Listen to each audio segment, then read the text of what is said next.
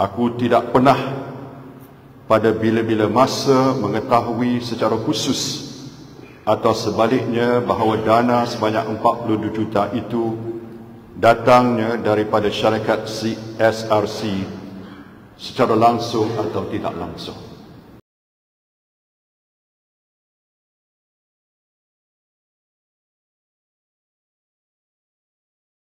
Ini merupakan satu tindakan daripada rational politik tradisional, khususnya dalam soal sumpah ini. Kira dia cuba membuktikan bahawa sebagai seorang Islam, dia terikat kepada nilai-nilai agama, dan apabila terikat dengan nilai agama, apa-apa perlakuan beliau adalah berdasarkan landasan agama.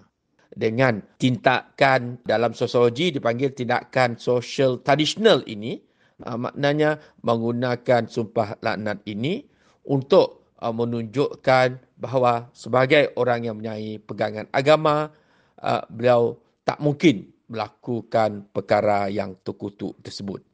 Jadi beliau cuba menjelaskan dan meyakinkan masyarakat bahawa beliau ni sebenarnya tidak bersalah dan beliau akur dan sanggup membuat sumpah laknat ini untuk memastikan bahawa beliau berani bertindak sedemikian. Sebab dalam kepercayaan orang Islam, apabila kita membuat sumpah laknat seumpama ini, jika perkara ini tidak benar, ia akan memberikan kesan kepada individu tersebut.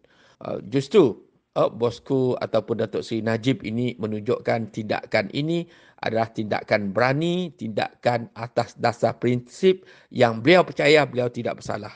Namun kita tahu dalam konteks undang-undang ialah undang-undang moden, undang-undang yang sekular, undang-undang berdasarkan fakta, hujah dan juga money trail misalnya. Itu merupakan satu bidang ilmu undang-undang. Jadi ia akan dinilai secara objektif oleh institusi kehakiman. Tindakan beliau membuat sumpah laknat ini saya kira boleh mempengaruhi persepsi masyarakat, khususnya masyarakat Melayu, Islam, konservatif, meyakinkan bahawa beliau ni tidak bersalah.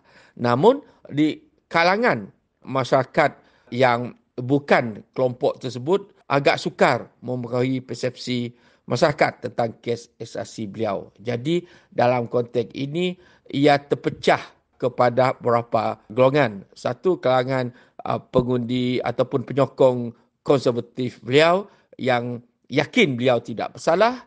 Terdapat kelompok yang masih atas pagar, tak pasti adakah apa yang disumpah laknat itu betul, benar ataupun sebaliknya. Yang ketiga ialah golongan yang di luar masyarakat kelompok konservatif ini yang yakin sumpah laknat sebegini hanya satu cara untuk mempengaruhi persepsi masyarakat. Tapi bagi golongan ketiga ini, mereka kurang percaya dengan perkara tersebut.